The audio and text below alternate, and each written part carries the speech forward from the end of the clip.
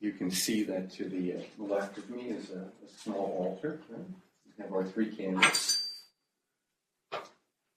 The Trinity of Lights, the Holy Trinity, Holy Upper Trinity. We have a small candle to the right of me, before an empty chair, which represents the invisible light made manifest, and the manifest made invisible. That is the chain of initiation and tradition. It is what we call the unknown or invisible master.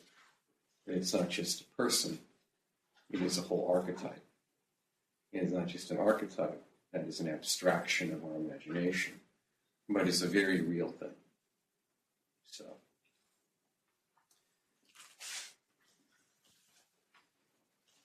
relax and within your own mind,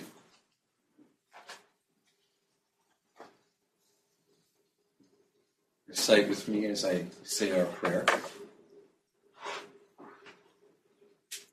This is the prayer to what we call the chain of light, again, the chain of initiation, a connection to a tradition, not just now, not just something of the present, but something which goes back. And if all goes well, goes forwards as well. Eternal and ineffable God, Holy Father of all things, thou who sees and embraces everything, answer the prayer of thy servants prostrate before thee.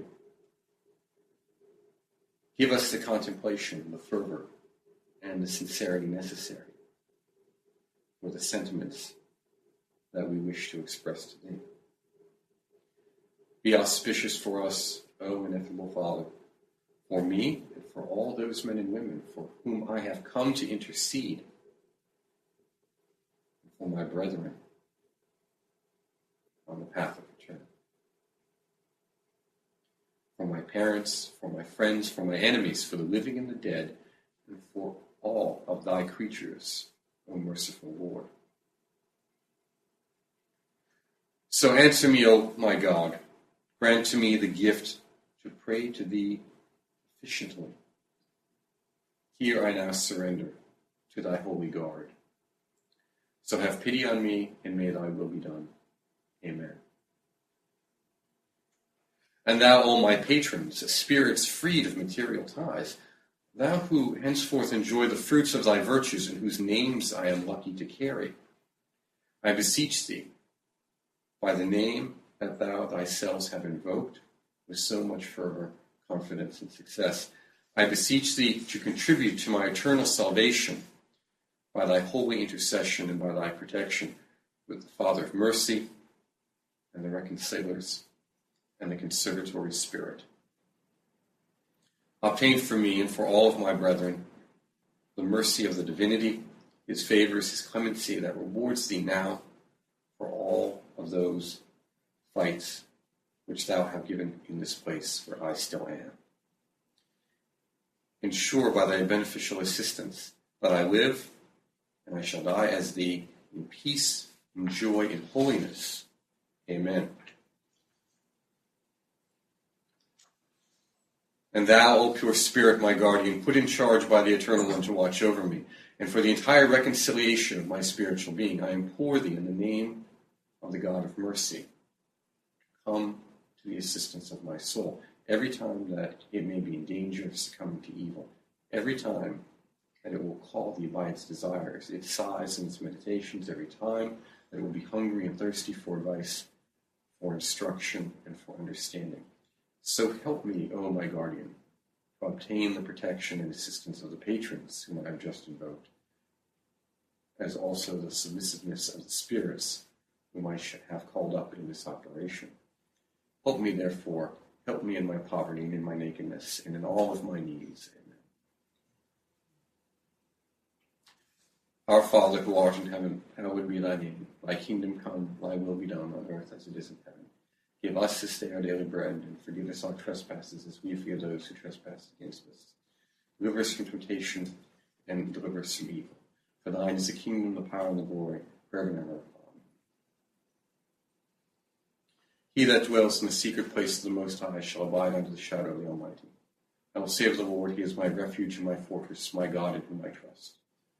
Surely he shall deliver thee from the snare of the fowler and from the noisome pestilence. He shall cover thee with his feathers, and under his wings thou shalt trust. His truth shall be thy shield and buckler. Thou shalt not be afraid for the terror by the night, nor the arrow that flieth by day, nor the pestilence that walks in darkness, nor the destruction that wasteth at noonday. 1,000 shall fall at thy side, and 10,000 at thy right hand, but it shall not come nigh thee. For only with thine eyes shalt thou behold and see the reward of the wicked. Because thou hast made the Lord, which is my refuge, even the Most High, thy habitation, no evil shall befall thee, nor there shall any plague come nigh thy dwelling. For he shall give his angels charge over thee to keep thee in all thy ways. They shall bear thee up in their hands, lest thou dash thy foot against a stone. Thou shalt tread upon the lion and the adder, the young lion and the dragon shalt thou trample under foot. Because he hath set his love upon me, therefore I will deliver him. I will set him on high, because he hath known my name. He shall call upon me, and I will answer him. I will be with him in trouble, and I will deliver him and honor him, and with all my fellows satisfy him and show him my salvation. Glory be to the Father, and to the Son, and the Holy Spirit, and as it was in the beginning, is now, and ever shall be, world without end.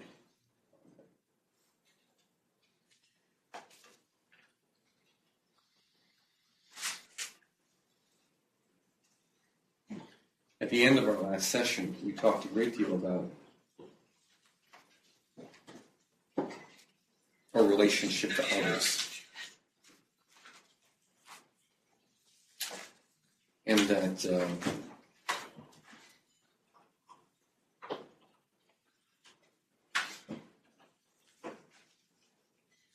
if we want to transform ourselves into the glorious body of light that is spoken about in the scriptures and in Agrippa talks about it. We'll go to some of those quotes in the third book. We have to develop a certain quality within ourselves. And that quality is genuine compassion. It is a sincere and genuine relationship to others. And these others are not limited. They're by no means limited, simply those in our immediate circle. That's a nice place to start, but it doesn't end there. It's to all living beings. That prayer which I just read to you, what does it say? For my parents, my friends, my enemies, the living, the dead, for all thy creatures, O merciful Lord. This is a wonderful Catholic prayer. It comes out of the French occult tradition, so it tends to be Roman Catholic in orientation.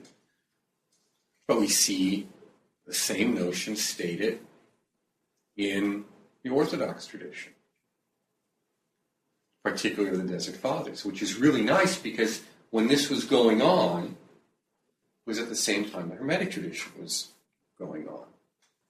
And as some of you may know, up until maybe the mid-Renaissance, I have to check the dates, Hermes was considered a co-equal of Moses. So Hermes wasn't really cast out of the social, spiritual spectrum until fairly late in the game. In fact, some of the ceilings in the Vatican have his picture on them. But that said, let's look at one of the prayers from St. Isaac the Syrian. And that is, what is a merciful heart? It is a heart burning for the sake of the entire creation, for men, for birds, for animals, for demons, and for every created thing. And by the recollection and sight of them, the eyes of a merciful man pour forth abundant tears. From the strong and the vehement mercy which grips his heart, and from this great compassion, his heart is humbled, he cannot bear to see or hear any injury or slight sorrow in creation. For this reason, he continually offers up tearful prayers even for the irrational beasts, for the enemies of truth, and for those who harm him. that they may be protected and receive mercy. And in like manner, he even prays for the family of reptiles because of the great compassion that burns in his heart without measure in the likeness of God. I bring this up because, as I stated in the last class, there are many ways to look at, scriptures. There's what we call an outer or exoteric understanding. And that's where the scripture is interpreted literally. That's a historical fact. And that's nice. And then there's kind of a quasi-esoteric interpretation, where we look at it in terms of allegory and moral teaching. And, the churches have done a fairly decent job of that in some ways, teaching on. But you notice it moves away from just a historical outer thing now to personal. It's more personal. How does this relate to me? Well, then we move into not just that kind of moral and allegorical teaching, but we move now to another level, as we stated last time. And that is where these teachings take on a very symbolic level and have to do with our progress on what we call the path of return, of spiritual integration, or what we call unfoldment, illumination. And then there's a final level, which is how those scriptures relate to simply absolute truth. It is really a direct revelation within the mind of absoluteness. None of these are in contradiction to one another, even if they appear to be so, because their fundamental aim is all the same, the improvement of the human condition. What they are about, though, is each of us looks at them differently, because, as we said, we may all be created equal, but we're not all equal. We all have different expressions and skills and qualities and understandings. We're at different stages of our growth. So the teachings that are of immense value to someone on one level may have no meaning whatsoever to another and may actually be a lie. To tell someone the truth before they're ready is the same as lying to them. They can't process it. And that's what proselytizers don't understand. So you have to recognize that the work you're doing is very much an interpersonal work. It's about your reintegration. I'll talk about that a little more. The problem with that is, so it has this wonderful habit of becoming terribly narcissistic.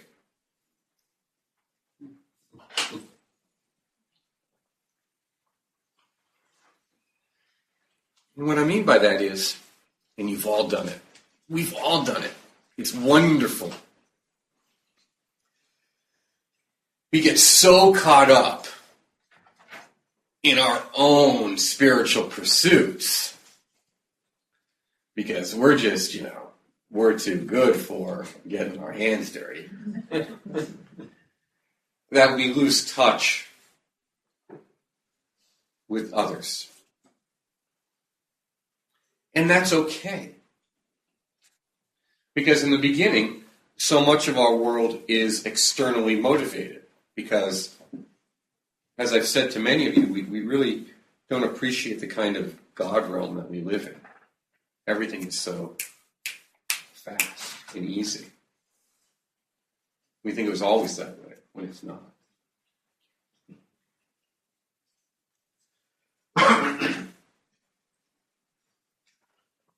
Up until recently, life was very hard, very short, and often very brutal.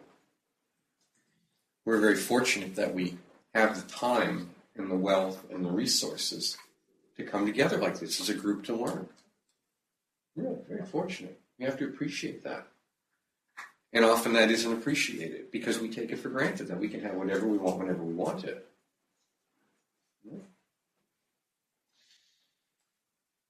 It's kind of funny when I talk to my 18-year-olds. He said, you're the first generation that has willfully walked around with its head down. And, I'm talking both literally and metaphorically. They kind of don't get. One of them gets it. But, my children are so funny. They want me to order stuff online. I said, okay, what do you want? Well, it'll be here in 3 days. Okay. So, when I was your age and I ordered stuff, the coupon we had to fill out and send in said allow 4 to 6 weeks for delivery.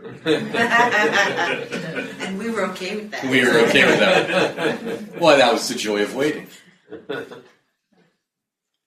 So we have to look at our life and the environment we're in and ask, how is this environment affecting our perceptions of ourselves and others?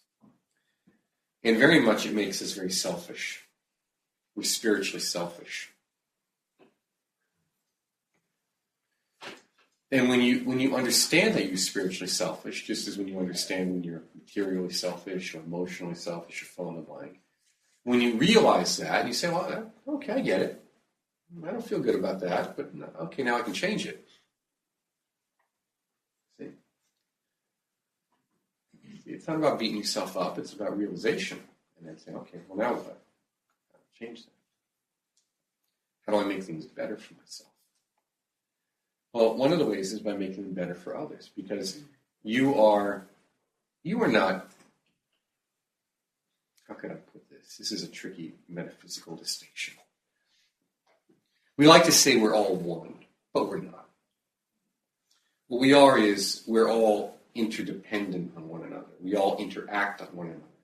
That is, anything that I do has a potential to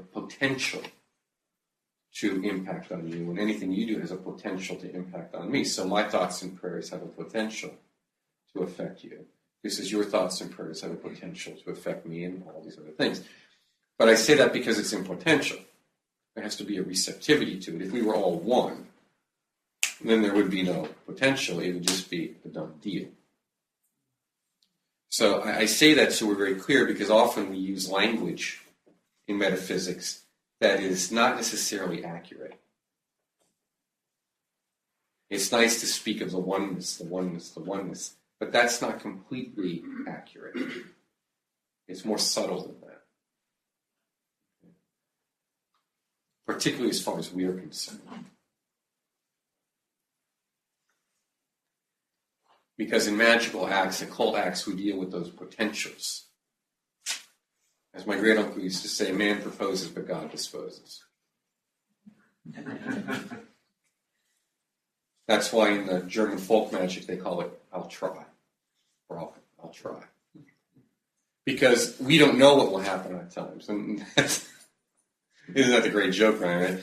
Now, magic always works, and we're just not sure how. Meaning, okay. Yeah, we'll give that a shot. Let's see what happens. Oh, where's that fire extinguisher? Oh, did you get that on film? What's film, Daddy?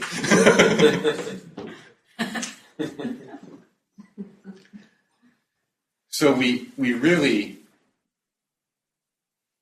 open ourselves up, and we need to open ourselves up to others, to one another. And we need to do that in a meaningful level.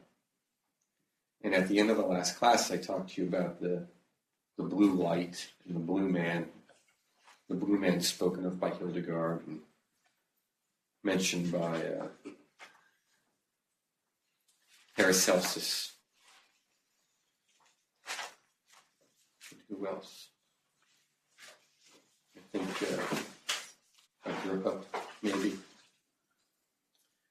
And that's interesting because so many of the inner deities are often painted or portrayed as blue because it means openness, sky, vastness. In Masonic Lodge, the first 3 degrees are known as Blue Lodge. Sky is vast.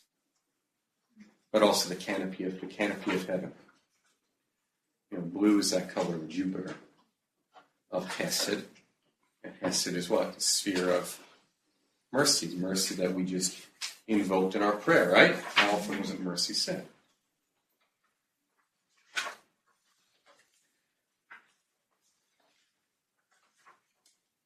when we pray or meditate, it's interesting to look back and reflect on how often you include others in your operation, your prayer. There's a section from the Corpus Hermeticum, which I used to do regularly, and I think I did it maybe last time, I don't remember, but I read it out, and let's imagine this and imagine that, and this and all this stuff. And then I say to you, so when you're visualizing all that, how many of you were alone? And inevitably in every class, everyone thought, we think only of ourselves. We think only of ourselves, our selfishness, our narcissism. Even in the great pursuit of our illumination, it's for me. And that's okay. There are some schools of thought that say that, look, your job is to find illumination, which is what? The inner light. And that's what we'll talk about on an esoteric level. Illumination refers to the inner light of what we call enlightenment. I mean, it's literally a filling with light, by the way, literally, not just figuratively. And then from illumination, we get what? We talk about in these terms, salvation. And what is salvation? It's an understanding, it's an experience, it's the reintegration, it's unity, it's the transcendence of duality. That can happen while you're dead, it can happen while you're alive. It doesn't matter. It's having overcome that sense of either or, this or that. Me and you. I mean, I understand I exist, but the question is, where do you fit into my worldview? Where do you fit into my world? And where do I fit into yours?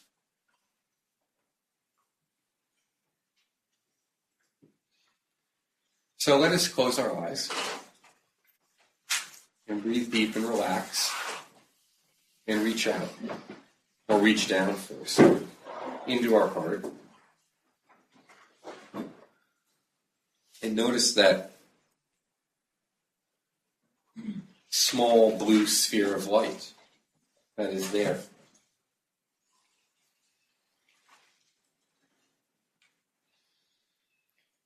And it is not just there as if you're looking at it, you are there inside of it.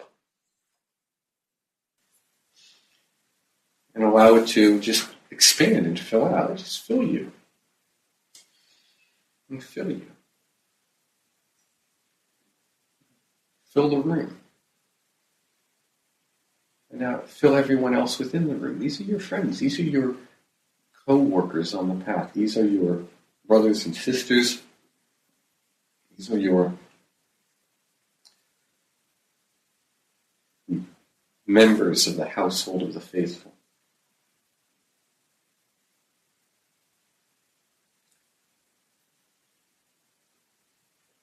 And now let it reach out and think of your parents, your brothers, your sisters. Particularly if you don't have a good relationship with them, even all the more so. Bring them into it. And bring in all those people that you saw on your way here, the ones who you paid when you got your gas or stopped to eat or walked by. People you see every day and have a relationship with, but really don't think much about it.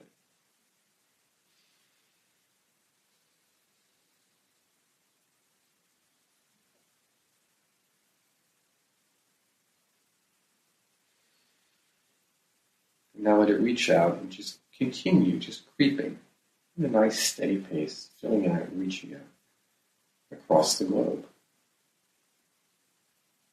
You can take your time with this. You don't need to rush. All of the people in your past, all of the people in your present, all the potential people in your future, they're all there with you. They're all there in your heart. And there's room for them. Make sure you bring up the people you like, and make sure you bring up the people who are giving you much pain. And bring them all there. And of course the people who or neutral, with the girl at the cash register, or the busboy, or just the guy that walks by. Bring them all there. And see them filled with this blue light and happy too, and expanding their hearts, just as you are expanding yours. And feel the joy. This is so important. Feel the joy. We talk, this is light, life, and love. The Holy Trinity of Rosicrucianism. It's light, it is life, it is love. Great joy. That is what real salvation is. Salvation is bliss. Bliss is joy. Joy is love. That is unity. That is the one. Reach this out to your animals, the ones you have, the ones you've seen, the ones that are out there. The birds, the fish, the creepy things, the things which walk, things which fly and swim. Reach out to the invisible entities, the energies of earth and air and fire and water. These so-called elementals that are within our bodies. And we must make a healthy relationship with, that are within the earth and the whole physical universe itself.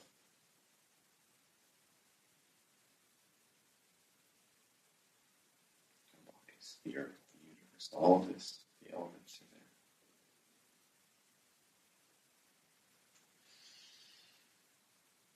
Reach out to the dead.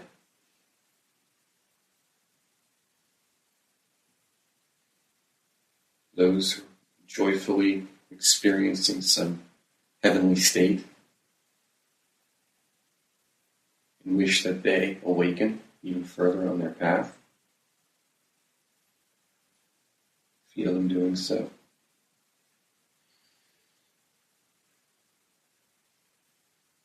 And reach out to those who suffer, the dead who wander.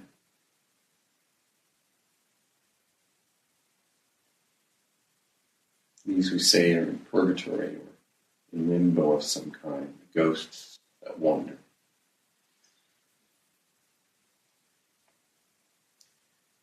Wish that they will find happiness and joy, this divine mercy, this divine abundance, this cornucopia. Now, whatever they seek, whatever any of them seeks, that they will have. And imagine yourself giving it to them. Each and every one of them, all of them. They may want wisdom and insight. They may simply want something to eat, just as the bird does, or the reptile. They may just want to feel safe. They may want all sorts of material goods, emotional states. All of these are what they desire, to feel happy and wish it for them, and see yourself giving it to them. Books for those who want to learn, water for those who want to drink, clothes for those who wish for clothes, healing and medicine for those who are sick. The list goes on. It is endless. And so is the potential to fill.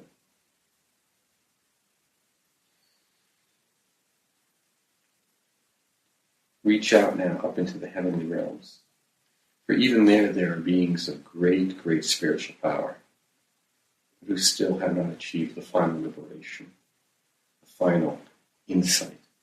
Pray for them and wish for them that they will be happy, and that all of those on the path will achieve the supreme illumination, that supreme salvation of transcendence that they desire. Wish it for them as well as for yourself and for others. And reach down into the pits of hell. For those who suffer and walk upside down, they say in the Egyptian scriptures, where there is nothing but chaos and torment. and great suffering of unspeakable magnitude. Reach down in there with your light, in this light, and reach out to them, that all of them may find happiness, and peace, and joy.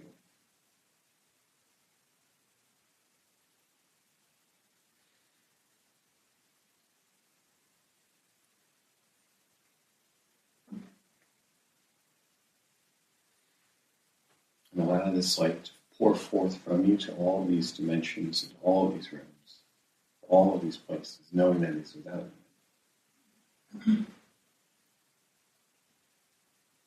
rest in it.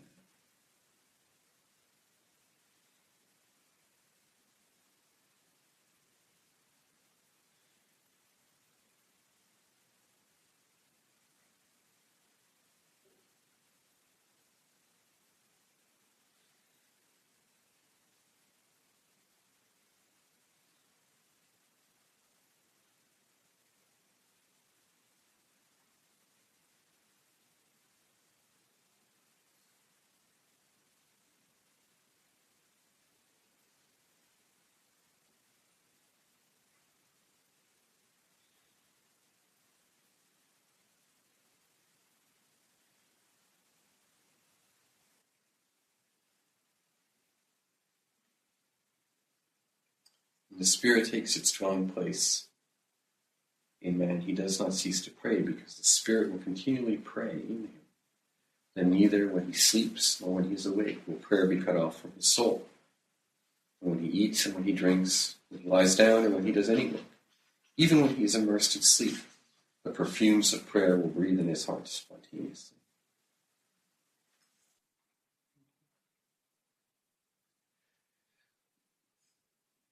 See, too often,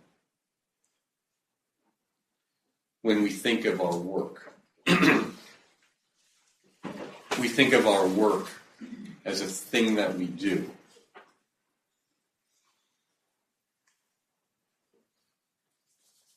I must draw this circle. I must meditate on this. I must memorize that.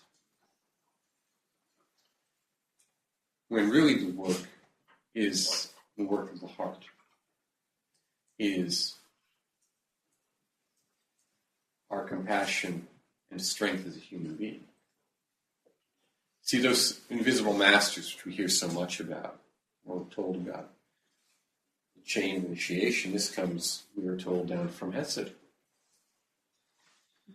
by mercy.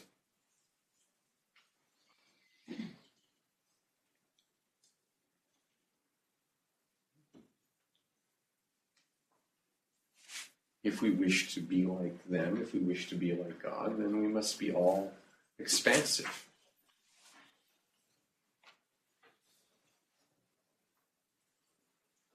But compassionate with wisdom, too, as our prayer says, understanding. We're not foolish in it. Even Jesus said, go help people. Go help people. But, if they don't want to hear the gospel, don't waste your time. Leave.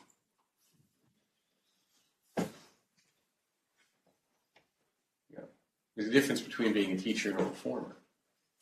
A teacher's work is done, a reformer's work is never done. And in their desire to create heaven on earth, they make hell. There's always one more thing to fix. Well, there's nothing to fix anyhow, in many ways.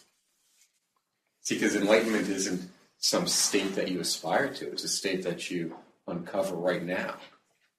We just keep thinking, well, I'll get my illumination later, at some point. It's some ethereal thing. It's not. It's right here within you. You just have to stop, relax, and just enter into yourself in a very, very simple manner. And you'll notice that's what the great mystics in the past have always done. And it gave rise to these great visions. It gave rise, like Jacob Boehme or St. John or St. Teresa, all these great visions. And then people took these great visions and they either said, we don't like them, or they said, we don't like them, but we can use them. And then they turn them into doctrines and all that stuff. That's why I say that esotericism is both the seed and the fruit of religion. And as one's mystical experience is the seed that gives rise to a religious or outer. One's inner experience individually gives rise to an outer collective religious experience or practice, which then in turn, if properly done, gives rise to an inner mystical experience within the individual. But from our esoteric viewpoint, there's no such thing as collective salvation. There's no such thing as collective rising above duality, because it's individual work. As Levi said, it is the purpose of the great work that each person shall perfect their own powers in and of themselves. Otherwise, there'd be no such thing as free will. No choice. So the question then is, what do we do?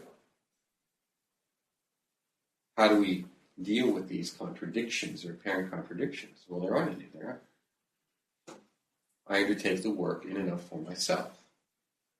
And then along the way, I do my best to help those who are helpable.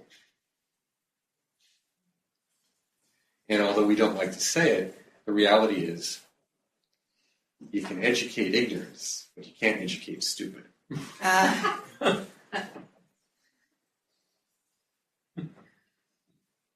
everyone's at different points. If you can't recognize that someone can't understand what you're teaching, then you should be frustrated. But if you recognize that someone needs your help or can benefit or might be able to benefit, then you go help them. But you help them for the sake of helping them, not for yourself. Now you may say, you know what? I'm going to just give this a try. Let's see what happens here. That's one thing. But how do we help? We help in silence. Meaning that we do it quietly.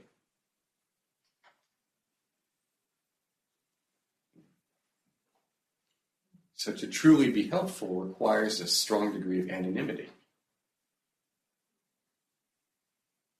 You simply go about your work and you do it because you're looking for compassion and generosity to all without reward for the glory of it. I was talking to some folks the other night and even over the week about this very topic. And they said, well, how can I help? Because what they see as helping is, either walking around with a sign somewhere telling other people what to do, which isn't help, or complaining, which isn't help, or some kind of, grandiose one-shot deal. Often people want to help in big ways. With the grandiose schemes, world salvation, save the whales. Well, that's all good and all, but is it within your capacity?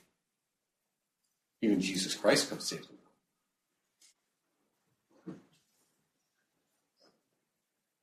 Even the Buddhists said within 500 years my teachings will become decadent. So you have to be honest with what is within your capacity. But that's okay because we have a thing called leverage. And that leverage means, well, how does it, I think, Albert Einstein said the eighth wonder of the world was compound interest. And that's what we're talking about, compound interest. Little things done well add up. You know that. Little things done well add up. They make a big difference.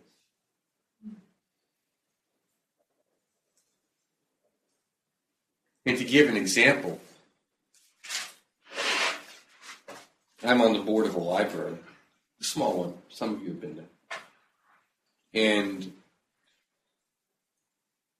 what makes a difference in our budget at the end of the year would have absolutely positively no impact in other organizational budgets. None whatsoever.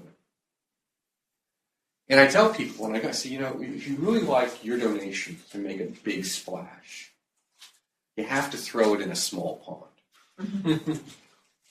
We're a small pond. your $500 or $1,000, because you say, it's not so much, I can't. I said, wait, hold on a minute. I said, you're right. $50 isn't a lot. But if I get 50 from 10 of you, that's 500. If I get another 500 from this fund over here, that's 1,000. If I get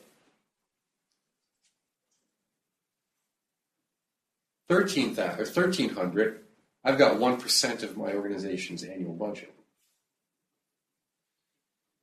You've just saved us a lot of time and energy because of what our spending requirements are to stay certified as a library. I said, your $50 means 2 books we don't have to buy to stay accredited. Your $50 doesn't really mean a whole lot when it's given to XYZ. I'm not saying that you can't do it. I'm just saying you got to put it in perspective if bang for your buck is what you're looking for. It's up to you. You decide what you want to do. But I'm just telling you how this will affect us.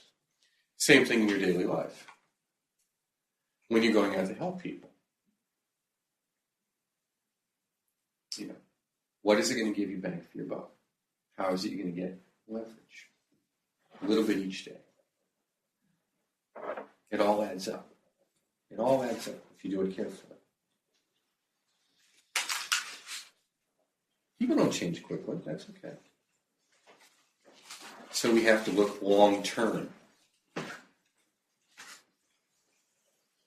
This is very, very important because without compassion, the universe has no reason to help you. The universe is looking for bang for its buck. And a lot of energy. Jean Dubus used to be funny about this. The universe puts a lot of energy into keeping you here. It's true. So what's it getting for its investment? Yeah. I don't teach you simply so that you can get happiness and joy. I teach you so that you can get happiness and joy and hopefully keep that moving forward. I want some bang for my buck. I want some return on my investment. If you notice, spiritual traditions were all that way. They were looking for people who would, not just be concerned about themselves, but concerned about themselves in a healthy way so that they can, in turn, help others in a healthy way. And we call that compassion, the mercy of Hesed. We also talked about the importance of having confidence in your teachers, in the teachings, and helping your fellow students. As we call you by the Hermetic phrase, the household of the faithful. You're brothers and sisters here, and you need to treat each other as such and help each other along the journey. Because the teachings are put in practice first and foremost right here. And without that practice, it doesn't matter what I say to you or what is written in books. That just becomes dead. It's only in your individual life that they stay alive.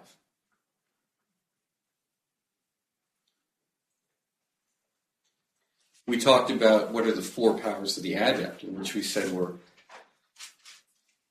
and I say this for lack of better terms, because we don't have a very codified terminology in Western esotericism. That's important to note. We said we're exorcism, enchantment, expansion, and eradication. And we said exorcism was what? That's kind of like washing the plate. Getting rid of the dirty things. Healing, essentially. Sweeping the rug. Enchantment was magnetism, to bring those things that are desirable to you or others. Expansion is what? Pushing outward. We have to continually expand our powers, our presence of being, our state of mind. And eradication was what? Complete removal of any obstacles. And what are those obstacles? Primarily obstacles of the mind. Your false, limiting, petty notions of yourself. What did we say last time in the Corpus Hermeticum? But if one thing said, I cannot do this, and I can't do that, how are you ever going to be equal to God? Well, you're not. Let me do for me. Man. How often haven't you whined out your prayers to God? Oh, please help me. I'm a good boy and girl. Why does this crap happen to me? You know. You know who you are. Yeah. Unfortunately, we all know. And had I had 2 more glasses of wine last night, I would have been doing the same thing.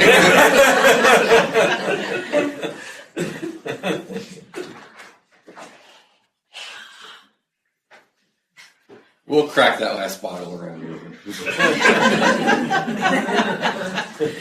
Count me out. I will see if the blessings of my French masters still have any power over me. It is a double-edged sword, truly. One of the things that Ryan and I have talked about at length is the notion of systems and how you have systems that are concerned with principles or formula. And he gave a great quote from one of his teachers. We were talking on Tuesday, and he gave a great quote from one of his teachers, the Taoist instructor, who said, principles are like keys that can unlock a particular lock. So principle or technique. So if you collect a lot of formula or like technique that can unlock a particular lock. And this is wonderful, because if you have a lot of formula, you can open a lot of locks. But then the question is, how many keys can you carry with you? And we've all seen that, maintenance guy, a security person, or ourselves after, kind of like, how many keys do I have here? That's why people end up saying, I just use one password for everything. I don't care if they get in, if I can't find them, I write them down. I write my password, I put them on sticky notes on the side of my computer.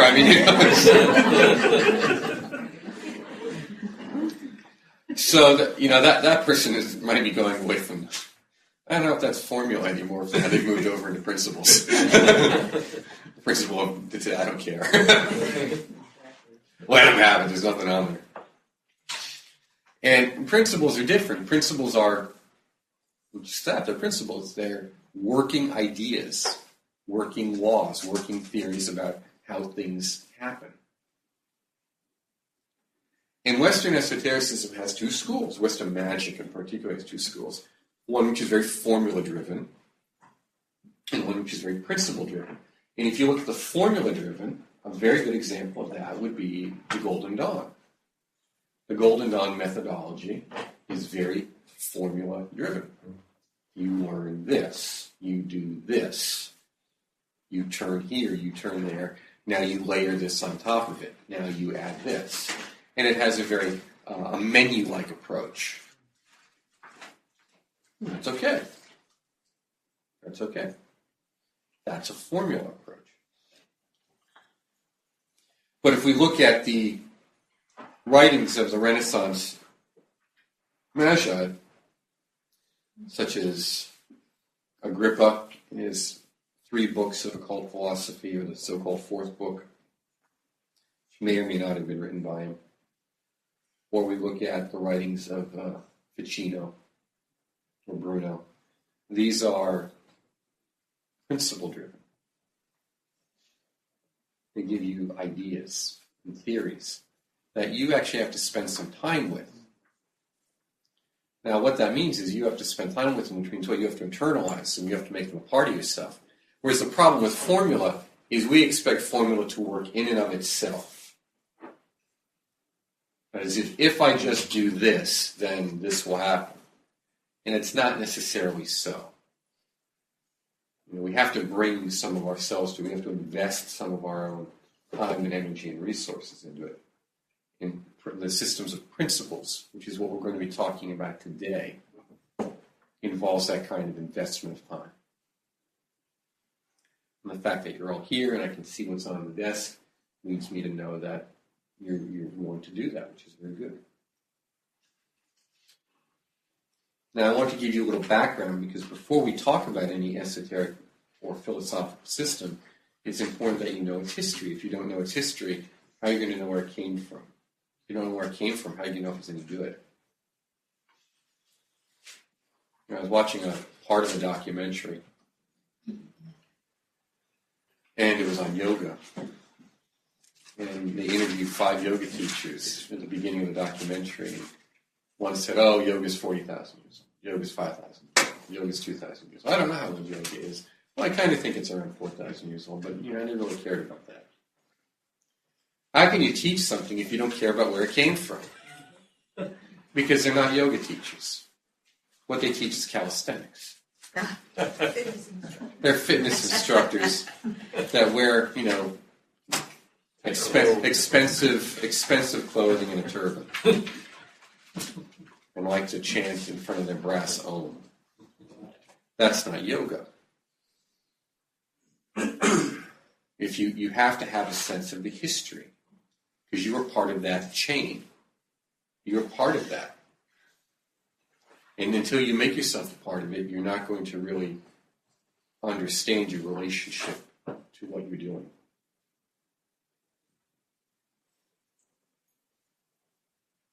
You're not going to understand the sacrifices that took place in order to bring it to you. Because why should you? It's just about me. I just want to visualize my new car and get it over. Hey, I need a job. So it is 20% of the population. Hey, I need this. I want. That's not a good enough reason to move on the path. It's a good enough help. You will get help in those things, definitely. But you have to move beyond that. So part of that is understanding where your traditions have come from. Now, we talk about Renaissance magic, and it's important to understand that according to Will Eric Puchart, who was a Renaissance scholar, the Renaissance is the rebirth of the occult sciences, and not as taught often in schools, the resurrection of classical philology and the forgotten vocabulary. We think of the Renaissance as what? The rebirth of Greco-Roman learning, and that's not it. If you look at what drove the Renaissance, originally it was the Greek philosophy, but as soon as they found the Corpus Hermeticum and the Egyptian stuff, they said, forget about that. Go translate this. And that drove the Renaissance philosophically. That was it.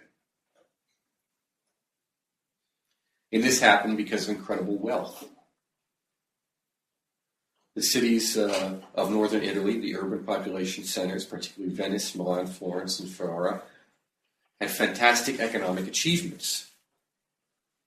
And they moved from being virtual communes into territorial states, exercising regional influence across the Mediterranean. It was by the end of the Renaissance that territorial unification had taken place in France, Spain, and England, giving rise to these 3 very powerful empires in the modern era. And it was through the wealth of these cities and their princes and their bishops and their patrons of the merchant class that the great achievements of the Renaissance took place in terms of art, in terms of science, and much of that was focused around Hermeticism and the great translations of the books today that we have.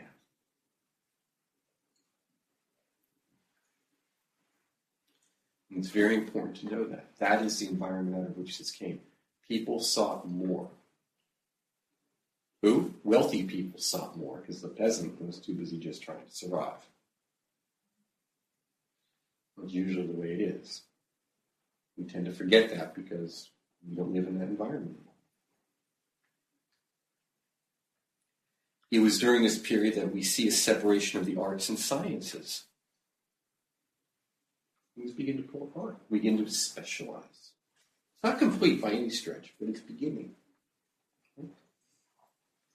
And this separation would fully occur by the 17th century.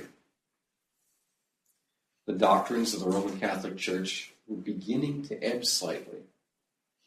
It was still powerful and dangerous to openly challenge it, but its power to influence all these researches began to wane. And this would particularly happen as a result of the Protestant Reformation and the full-blown warfare that would erupt across Central Europe, particularly during the 30 Years' War. They would be preoccupied. And yet, oddly enough, despite this religious division, both sides, that is the Protestants, which compose of many, many groups, and many of the Catholics, would oddly turn to Hermeticism as a possible unifying force, a possible thing that could heal the gap. Unfortunately, it did not. Magic in the Renaissance is really the world of the imagination. In Paracelsus's Credo, the first line is, "I am different. Do not let this upset you." I've heard other translations, "I am different. Do not be afraid." No, do not be afraid. I am different. Who is different? Yeah. No, magic did not disappear, again, with the rise of the Roman Catholic Church. Instead, it was adapted within it. Some of the prayers we just heard earlier.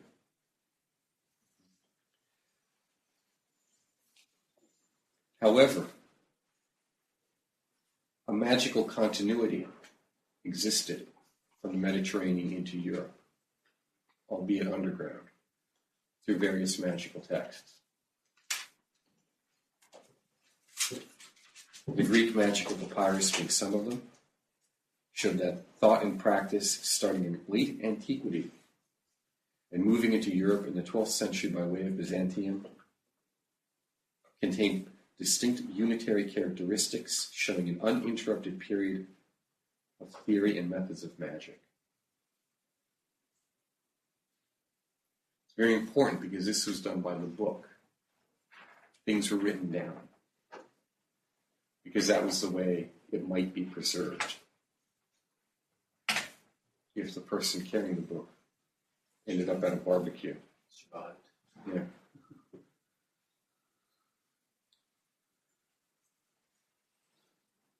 Magic appears to have taken a turn in the Renaissance, moving away from many of what we think of as the superstitious operations of their medieval predecessors, those things which you would see in the Goetia and in Solomonic magic, into a kind of philosophic and natural magic. This natural magic is what gives rise to natural philosophy in the 18th century,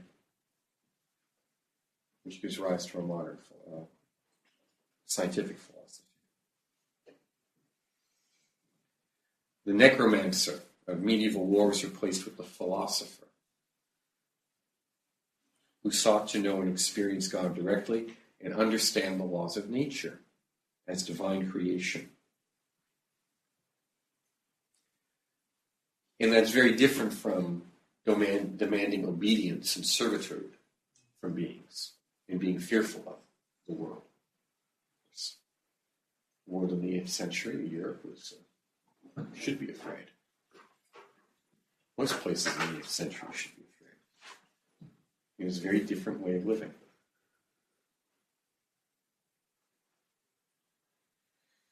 Cineas of Syria, from the circa 370 to 413, was an archbishop and student of the martyred Neoplatonist Hypatia of Alexandria, died in 415.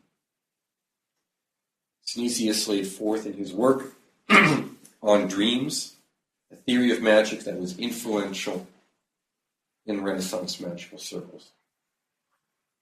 He adopted the notion of the pneuma, or spirit, from the Greek philosophers, which according to ancient tradition, the pneuma was a vaporous essence either in or of the blood that gives life to all animals, but also all forms of the material matrix upon which sensory and intellectual activity is formed. And this is the idea of a subtle anatomy, that this energy, this breath, circulates in us at all times, in and through us. And not just in and through us, but what? It is a part of us. And where is it a part of? Where did we say? The blood? No. What's that? Life is in the blood? I don't know, why am I Dracula's bug eater? Okay? Life is in the blood. That this vaporous essence becomes what? Corporeal. It becomes dense. This pneuma forms a kind of sixth sense whose purpose or function is to codify information received from the senses so that they can be understood by the human intellect. It's kind of a medium, you know? It's not just an energy, but now it's kind of a translator of things. And for those into Kabbalah, this would be identical with the Nefesh, or the doctrine of the etheric body. Okay?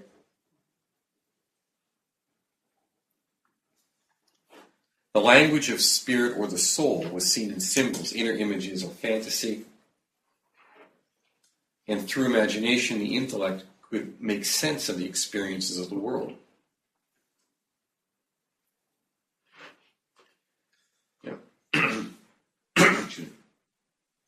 This fantasy or inner world of the imagination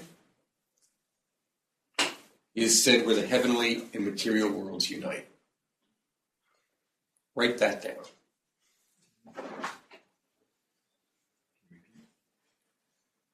Fantasy or the inner world of the imagination is where the heavenly and material worlds unite. Why? Someone tell me why? Because it's the mind. Our mind is not limited to just the physical sensorium, nor is it exclusively in some kind of heavenly realm.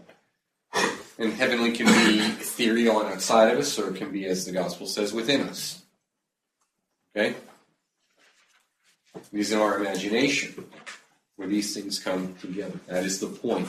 Okay? And it is through a controlled and judicious use of our imagination that we can establish harmony between these outer and inner, these objective and subjective realms of consciousness. And not just within ourselves, but in the universe as a whole. Too often we think of our imagination kind of a Jungian therapy where we just want to receive some kind of harmonization or inner integration. But it doesn't limit it with us. It's within our mind. And then, of course, what? Because things are interdependent and interconnected, it reaches out to the world as a whole. As above, so below. As with things, so without. Professor Culiano, who was a professor of magic, I think, at the University of Chicago, who was assassinated by the Romanian secret police, I think in the late 1980s. As he wrote in his book, magic is not a factor of disorder. On the contrary, it is a means to establish or reestablish a peaceful coexistence between the consciousness and the unconscious, where this coexistence is constantly under attack. The purpose of all esoteric activities is to bring the unconscious into awareness. That is why we put so much emphasis on lucid dreaming. Because when you dream, you are fully immersed in your unconscious. And by being aware of that, to be awake in your unconscious, if you want to give it a name, a phrase. I know Joe and I talked about this a bit. We kind of came up with that phrase. It's, different times together. So, really what you're trying to do is you're trying to become awake within your own unconscious. That's the purpose of this.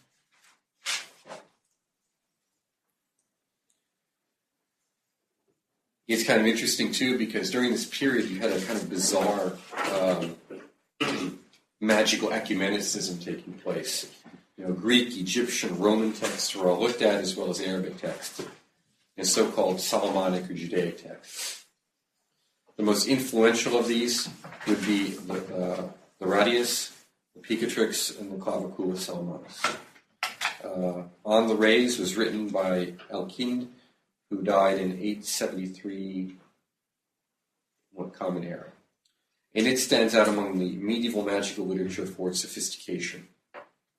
Its fundamental premise put forth that the universe is a continuous network of interlocking rays or emanations from the planets and the four basic elements of earth, air, fire, and water, and that these rays extend to the farthest reaches of the universe, no matter what their source, and place us in a sea of vibrating energy with particular characteristics and tendencies.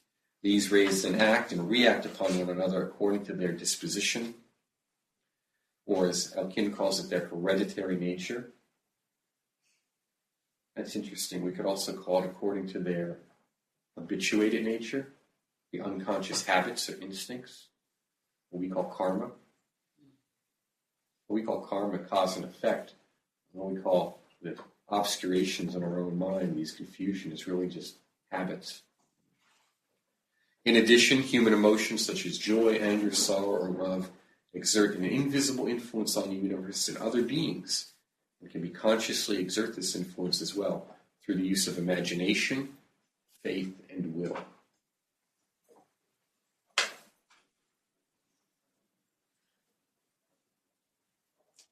Thus he is a microcosm, and that explains why he receives, as does the world, a power to induce, by his own efforts, movements within an equivalent substance, always provided that imagination, intention, and faith can be previously formed in the human soul. Consciousness, within the human consciousness. This is because the spirit of imagination has rays or vibrations conforming to the world's rays. Thereby, too, they gain power to move by their own rays external things, just as the world, both higher, the spiritual, and the lower, stir rays of a thing according to the various moments and movements. When man conceives of a material thing through imagination, this thing acquires an actual existence according to the species in the imaginative powers. So when you conceive of a thing, it exists.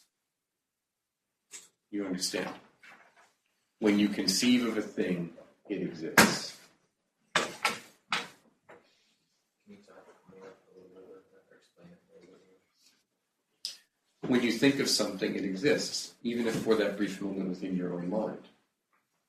If you conceive of it powerfully and strongly, it exists longer in your mind. If you conceive of it in your mind strong enough, long enough, then it will exist in an outer objective sense or state as well. Which is wonderful, because by the very moment, this is why, in the Corpus Hermeticum it says, think of me and I am there. Think of me and I am there. Because by thinking of me and I am there. That's why illumination and salvation aren't some distant point, but are right now. Think of it, but you see you don't hold on to it. You don't believe it. You have to believe it, hold on to it.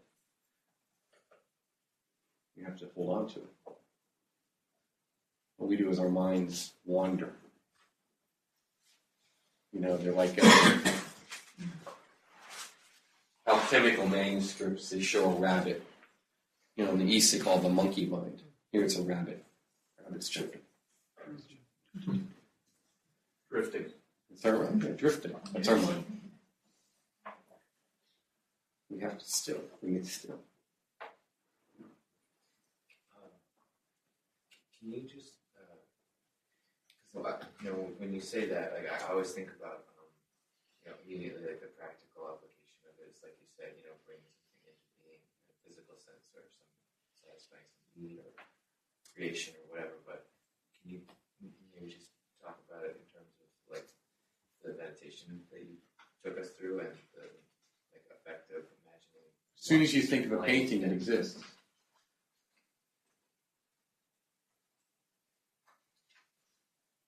As soon as you think of it, exists. Now, it doesn't pop on the wall full form like some spiritualist phenomenon, but it exists.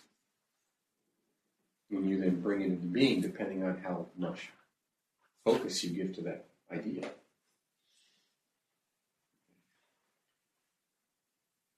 When we think of, ideas like, joy and compassion and love and happiness, and not in an abstract sense, but in a very real sense. For others. Like when I said, what makes one person happy may not make another. But if we're looking for genuine happiness, there's different things along the way. It's wonderful for us to be thinking about spiritual stuff and abstractions, but sometime around 1 o'clock, what would really make us happy is for me to shut up and have some soup. We think about things, and we give it energy. First it's a thought and abstraction, but then it goes from just a thought to a very visceral feeling. Look, I'm really, really hungry. You know, you can remember when you've ever been frustrated or angry because you're just way tired or way hungry or way fill in the blank. Now, if you stay in that state, different things will happen. Either someone will say, oh, here's a hamburger, you had already. Or people get irritated with you. But it moves out from just beyond being within you to the environment around you. And if you do it in a more controlled and conscious manner, in a more focused and open manner, you can focus on that thing you want to do or accomplish. And it radiates out. And then, you know, you get that phone call from somebody you haven't heard in 5 years. Says, hey, you know, I'm working on blah, blah. Would you like to help me out? Yeah, here it is. Whatever synchronicity or coincidence. So as we hold on to something in our mind, we create it. And then we create it and give it a kind of life or energetic quality based upon the emotions. Problem is with us, our emotions are often confused. See, instead of having, you know, joyful and harmonious emotions, because why is your friend who you haven't heard from in 5 years going to call you to help him with a project if you're not really part of you radiating out a similar general joyness? You want to help them as well. You know, you're helping open up those links and those channels, those connections to others. And then in return, it comes back to you. But it can be just that people are nicer to you, and then you're nicer to others. It happens in a whole bunch of different ways on a practical level. It doesn't just have to be with stuff, but it's in how we relate to one another, how we get along. So it's many levels. But it all depends on what we hold in our mind. And what we hold in our mind is what we want.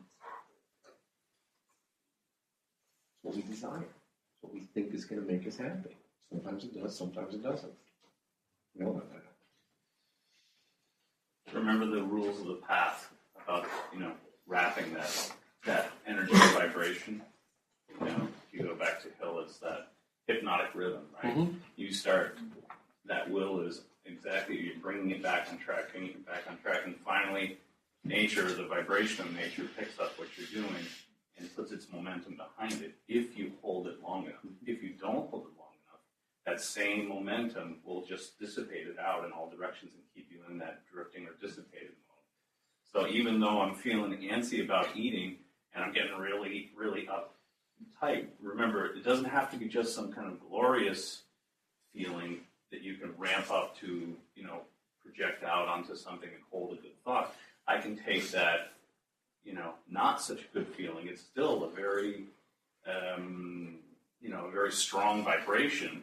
But if I take that and use that and understand what that is, that it's just a vibration that's ramping up higher and higher, and then even hold the better thought. I can hold that thought of, man, I just got to get out of here and get something to eat. Or you can hold the thought of saying, hey, that vibration is making me feel this way. This is just my visceral sensation of a vibration that's actually very powerful.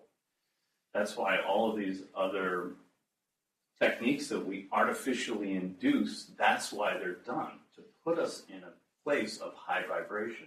So the fasting, the abstinence, all of these things that we've gone through, this is all, you know, you may be so well on the path, I hope, you know, maybe not, but you may be so well on the path that, you know, you kind of get into this blissful bubblehead state where, you know, everything's going smooth. You don't really have to do much for anything. You get into this flow, and that's nice, but how do you ramp up your energy at that point? You know, you don't have the little things that happen during the day that annoy you or you know, excite you even. We all know people like that. They've got everything going for them, and they can't get excited about anything. Right? And they just kind of, they're in neutral. So, as practitioners, what we do, you know, a lot of times we use these artificially induced states to ramp our energy up. Nobody in here can tell me, honestly, it's fun to fast.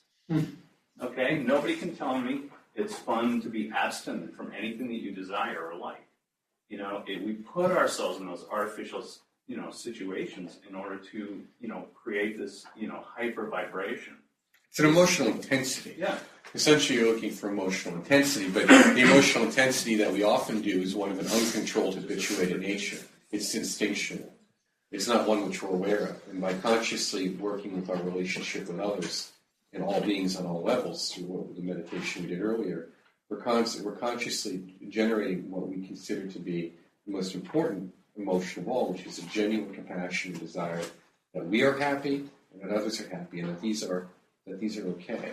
And not only that, but that the things which make us happy don't necessarily have to be great philosophical enlightened ideals. That there's different levels of happiness for the moment. Some of them are very mundane and transitory, and that's okay. And others are, of course, more complicated and more sophisticated of I need to have something to eat, so that's good. I need a place to live. But now I also have to focus on, with that taken care of, what's next? And that's when we talk about self-realization. But again, not getting too caught up in our own self-realization, having that constant feedback with it. Because these rays are going out, as we call them. These thoughts are constantly emanating out and crossing over one another. And they impact them like strings on an instrument. So is it contemplating what we're focusing on, what we're focusing our emotional intensity on most of the time, bringing awareness to that? Because if we think we want something, and our emotional intensity is really not focused on that, then it's not going to happen. Yeah, that's right. You get whatever your emotional intensity is, and that's why we have to talk about, at some point, and not necessarily today, about why the nature of understanding your own mind is so important, and why most esoteric systems in the West that I'm familiar with fail pretty miserably in helping people to understand the nature of their own mind, which is pretty ironic. Okay? I mean, that's why Rigardi had that whole big section in the beginning of the Golden Dawn about why you should undertake psychotherapy before you do this. Mm. And that's a section that most people ignore. Mm. Because, they bring their own stuff to the practice, and then all that does is it magnifies it and brings it out. And that's why these groups explode. Because, they're not working on actually understanding their own neurotic tendencies. Your neurotic tendencies are the source of all of your unhappiness. Recognizing them and just letting them go. Like Jesus said to the woman, so just sin no more. Know what is sin? Is error. Just don't do it anymore. Recognize it, and then don't do it. Simply by not doing it, you bring an end to that habit. See, we don't possess a subconscious mind. We are a subconscious. And almost everything that happens is below our threshold of awakening. All of public relations and marketing is based on it. They know that well. I tell my students that. But we have to understand that too. So you're the only one who can understand your own mind. And these are the things that we're going over that you have to understand. But your mind is powerful. That parts of your mind are extremely emotionally powerful. They are emotions, they're not rational. And because it's so powerful, and emotion is the most powerful thing, we need the most powerful emotion there is, which will be the best for all of us, which is compassion. Otherwise, there will always be division. Division will always keep us in duality. Duality will always keep us in suffering and misery, in a state of fallen grace or sin or error. You understand? Let me move on. The power of imagination is the ability to embody ideas, emotions, and concepts into a workable construct. Once done, this image or controlled fantasy can be produced with such strength and clarity that it takes on a life or momentum of its own. The only thing which can either add or detract from it actually manifesting materially at this point is the faith or confidence of the magician.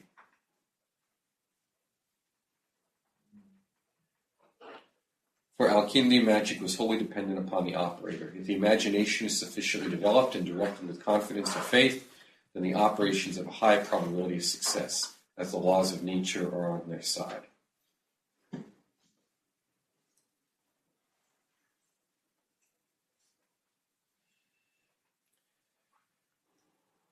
In Religion and the Decline of Magic, Keith Thomas describes the difference between magic and petitionary prayers as such, and I quote, "The essential difference between the prayers of a churchman and the spells of a magician was that only the latter claimed to work automatically. A prayer had no certainty of success and would not be granted if God chose not to concede it. A spell, on the other hand, need never go wrong unless some detailed ritual observation had been omitted or a rival magician had been practicing stronger counter magic. A prayer, in other words, was a form of supplication. A spell is a mechanical means of manipulation. Magical acts can also be carried out or reinforced through sounds and other actions. And we hear, quote, from Elkind, "There are indeed speeches which, coming forth from the mouth of man, while expressing imagination, faith, and desire, actualize in the world emotions within individualized beings." There are sounds and colors. Again, what do? They reach deep inside you. They go past your objective, rational mind, as Mike said last night so wonderfully. There are some things that just draw our attention. That just make us want to. That's right. Those things, what are they hooking into? Our feelings, our imaginative part, which is our psychic mind, our unconscious. Sound produced in actions emit rays like everything else in action, and through their rays in the world work upon the elements, similarly to other beings. These sound or phonon are the magical language. This is also known as the natural language. And the symbols that come to us, which is important because we're going to be talking almost exclusively about what we call the element of air. It's very important. Is called understanding the language of symbols as the language of the birds, or the green language. Because birds are symbolic of different states of spiritual awakening.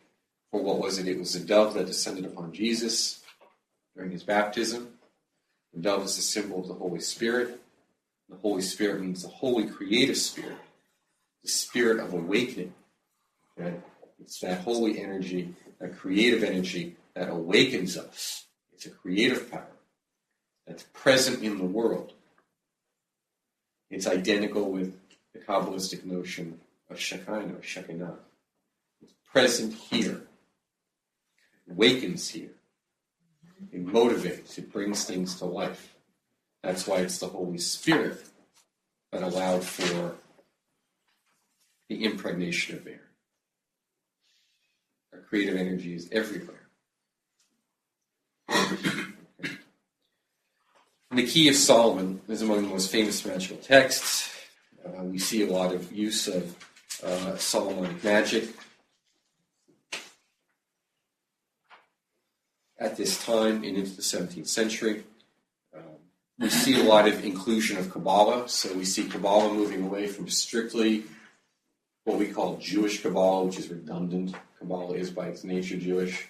But we see a movement away from that into a kind of Hermetic Kabbalah. Actually, first is kind of a Christianized Kabbalah, where a lot of Christian mystics saw Kabbalah within the Holy Upper Trinity, a way of justifying the Holy Trinity. And we see that a way of looking back, saying, see, here's this Jewish mysticism. This is in support of our esoteric doctrines. They're not really heretical at all. And we can see all of and they project upon it a lot of Christian ideas. But it moves forward from there into what we think of as a Hermetic Kabbalah now. And this Hermetic Kabbalah not just includes strictly Jewish ideas, but also Christian ideas and ideas taken from the classical Mediterranean world. Again, what we would call pagan or pre-Christian classical civilizations. So there's more and more layering of ideas and symbols onto it. Kabbalah also includes, at this point, a great deal of astrology, and it also begins to include, at later points, alchemy. So we see this transformation of ideas. And that's very important, because ideas transform and grow too. Sometimes they do it well, and sometimes they do it poorly, but they move forward. Traditions are rarely dropped down in full form. This is 17th century? Pardon? This is the 17th, 18th century? No, this is much earlier.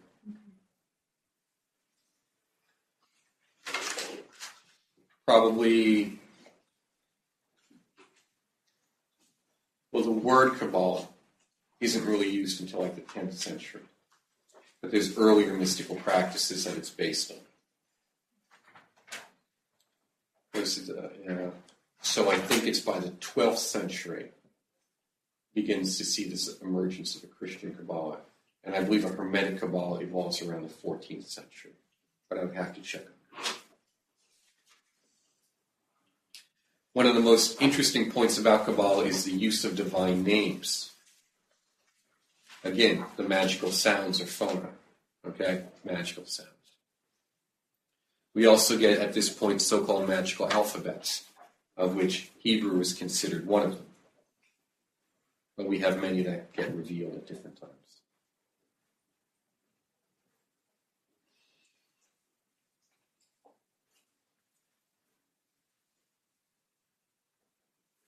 The purpose of Kabbalah, of meditations and prayers, is very straightforward, as Scholem points out, and that is to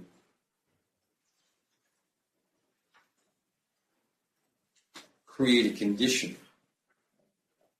where the spiritual world reveals itself to the Kabbalist, to the man of prayer, and that this mystical revelation furthers the individual's harmony with God, and of course with who else? His fellow human beings.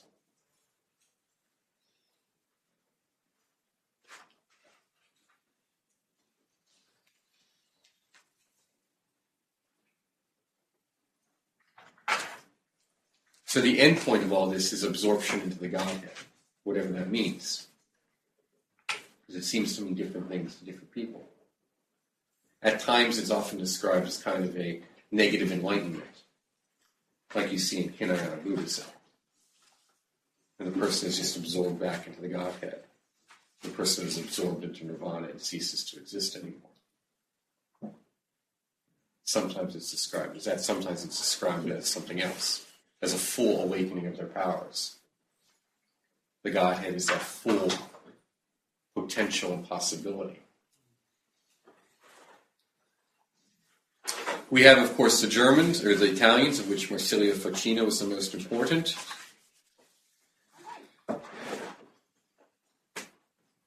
And, of course, we have Pico della Mirandola, one of my favorites, who we quote, "Nature performs in a natural way the things that a magician achieves by his art." Say that again? Nature performs in a natural way the things that a magician achieves by his art. And is that the same as the alchemical statement? The alchemist is the handmaid of nature. The alchemist speeds up the natural process. Speeds up the process, does not circumvent it, does not go around it, speeds it up. Among the Germans, and this is the 15th century into the early 16th, Johannes Reuchlin, his book, The Miraculous Word, became sort of a Bible of early Christian Kabbalah.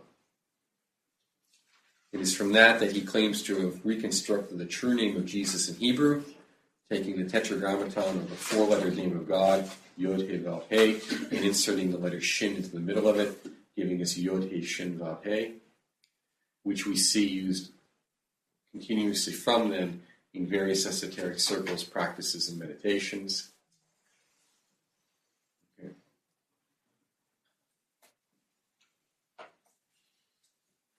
And this main subject of Reuchlin's first book on Kabbalah, The Miraculous Word, or Name, was to expose the miraculous powers of the hidden divine name, the Pentagrammaton, formed from the insertion of the letter Shin into the middle of the Tetragrammaton.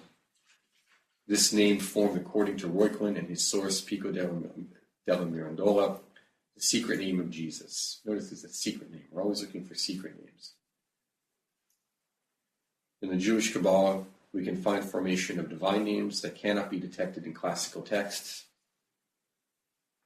which are as bizarre as this form of Yeshua that we see. For those of you familiar with French esotericism, as we approach the period of Christmas, within various Martinist orders and groups, this is the time of the year when they perform a ritual known as the Yeshua ceremony, which is when they use the Pentagrammaton and to pull down light into the world. It's a wonderful ritual to see. What is it called again? Pardon? What is it called again? The ritual? Ritual? Yeah. In Hishra. You say, ceremony. I'm sorry, Mark. Who does that? Martin's. French, yeah. Some of the French esoteric groups and their offshoots. Martin's. He would also write another book called The Art of Kabbalah, and this became the Bible of Christian Kabbalah after its publication.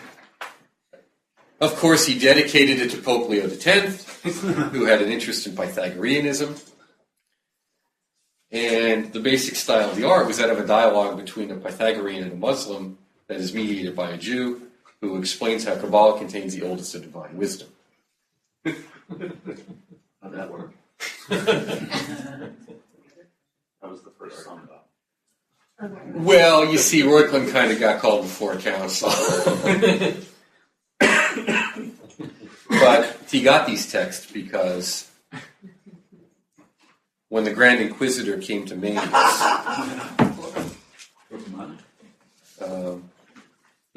Emperor Maximilian I had ordered that all books in Hebrew be burnt on August 15th, 1509. However, authorities had asked Reuchlin what might be useful, because Reuchlin read Hebrew. So he said, what's useful here and what isn't? What are we going to burn? And he thought it might have been a trap for his, Jewish-leaning sympathies. So he had to defend himself against charges of heresy.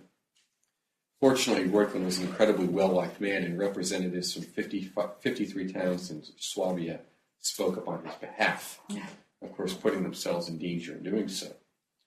And to thank him for the risk, the rabbis of the town of Pforzheim supplied him with the documents, which would be the Art of Kabbalah. We also have other books, the Sefer Ratziel, the Book of Ratziel, the 50 Gates of Wisdom, which we are said that even the king and magus Solomon himself was only able to penetrate to the 49th of these gates. We have Johannes Trithemius, and we have his writings, the Abbot of Spanheim. He would influence the writings of Dr. John Dee. Oh, yes, Trithemius also attracted the attention of Maximilian I. No surprise there, right? But he's most famous for having tutored Agrippa, who we call the Prince of the Magicians, the author of this book, 3 books of occult philosophy. Now, Agrippa supposedly wrote this book at the tender age, I think, of 22. He was a contemporary of Paracelsus, and some believe that he did not write the book, but Trithemius did, and he pretty much was told to publish it, which it took a while. I think it was 10 or 20 years after it was originally written before it came out. We also have in the 16th century Jacob Bema. He was born in Silesia, and he was as a very young boy, there's a story how he was working to be a cobbler. He was an apprentice, and a kind of craggy old man calls him out and says, Jacob, Jacob. He gets up and he walks out, and he tells him that you are blessed among all beings and will be great. We'll have many profound revelations. Something to that effect. Of course, the young boy runs away scared. And later on, Jacob Bema was a cobbler, a shoemaker, Gorlitz, and he would have spontaneous visions. Some of these would occur by light reflecting off a spoon or a mirror or glass or something. He would have these profound philosophical visions. His writings were very important. His visions were very important. And many of them were of his early English followers, known as Bemanists, were later absorbed into the Quaker movement. Mm-hmm. Among the English, we have Robert Flood, And one of his famous little poems is, for what we do, presage is not in gross, for we are the brethren of the rosy cross. We have the mason's word and the second sight, and for things to come we can foretell all right.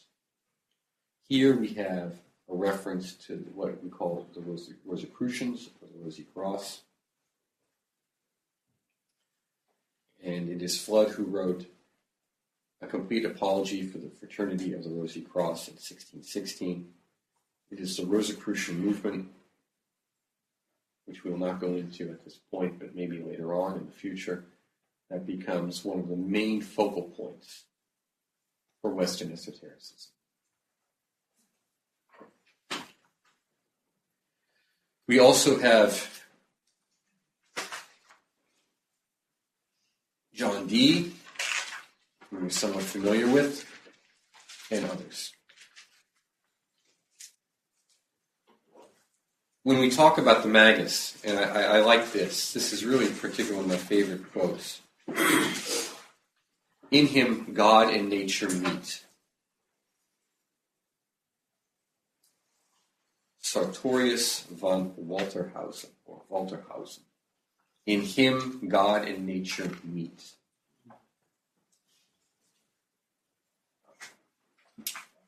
It's not just an inner state, but nature, what we think of as the whole world. They meet in the Magus.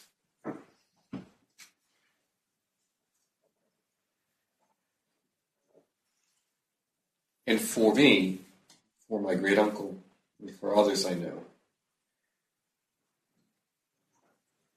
maybe one of the best expressions of this is a poem by Johann Scheffler, 1624 to 1677. He wrote under the pen name Angelus Silesius, the angel of Silesia, I think is how it's translated. I know that without me, God can no moment live. Were I to die, then he could no longer survive. I am as great as God, and he is small like me. He cannot be above, nor I below him be. In me God is fire, and I in him its glow. In common is our life. Apart we cannot grow. He is God and man to me. To him I am both indeed. His thirst I satisfy. He helps me in my need. God is such as he is. I am what I must be. If you know one in truth, you know both him and me. I am the vine which he doth plant and cherish most. The fruit which grows from me is God the Holy Ghost. And this is where we see a movement away. If we look at esoteric traditions, we see this progression. I talked a little bit about this in Kabbalah for Health and Wellness, where I said, what are the aspects, or the three aspects of the practitioner, of the occult, of the occultist, of the Magi? And really what we're looking at is, one of them is they are healer. They have the function of healing. The other is they have, that is, genuine healing of others. One is their kind of moral prophet. They not so much to make prophecies and predictions, but to see things as they are and to make statements about that. And the other is kind of as a priest, and the priestly function is, of course, what? That unitive function. And that is what we have within us. Those are the different qualities that we are bringing forth, these different, if you will say, job descriptions. Okay. And with that, we have the introduction of what we call theurgy. And theurgy means God-making. And, pardon? Just a definition of theurgy. It means God-making. What we really look at it on a practical level, though, because it changes from the classical notion of theurgy. It changes a little bit. It's Greek. And it's the God-making is within ourselves.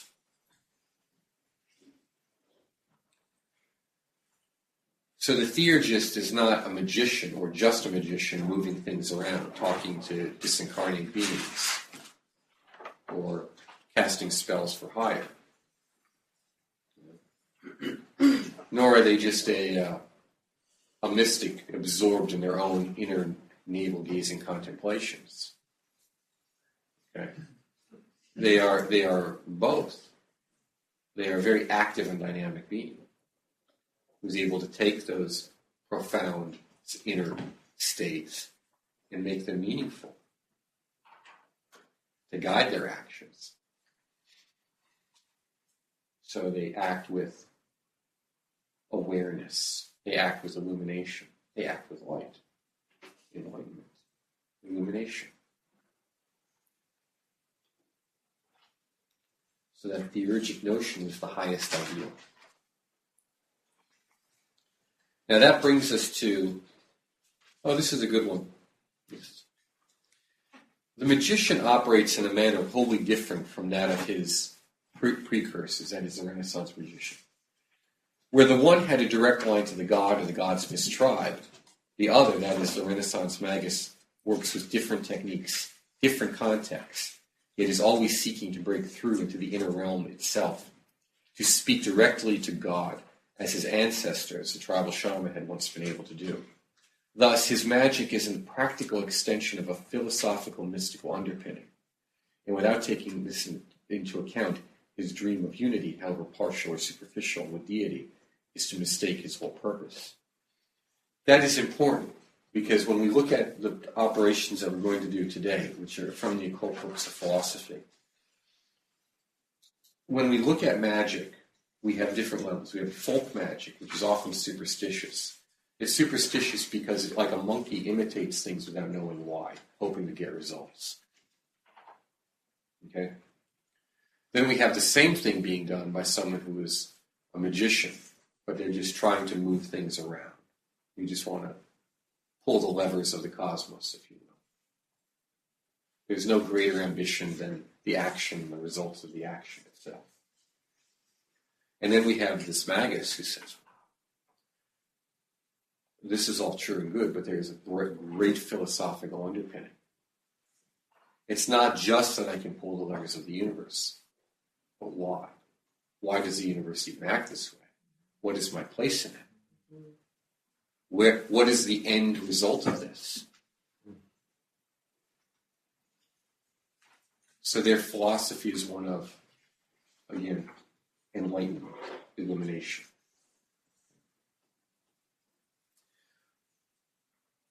The 3 books of occult philosophy are, again, one of the central teachings in Western magic. You find them everywhere. Very few people have actually read them. And I do understand that there is a new translation out from the Latin by people who actually could translate Latin and were magicians, hoping to get a copy of it. Because this magic, as described in the book, or the 3 books, is of 3 natures. Book 1 covers natural magic. By natural magic, we're referring to the elements in successful magical operations. And magic, at this point, also includes what we would consider general physics and chemistry. You understand that? So what we think of as physics and chemistry would be considered part of natural magic. Book 2 is celestial magic, and this deals primarily with planetary magic, planetary symbols, magic squares, and there's an emphasis on Kabbalah in the Hebrew alphabet and magical acts.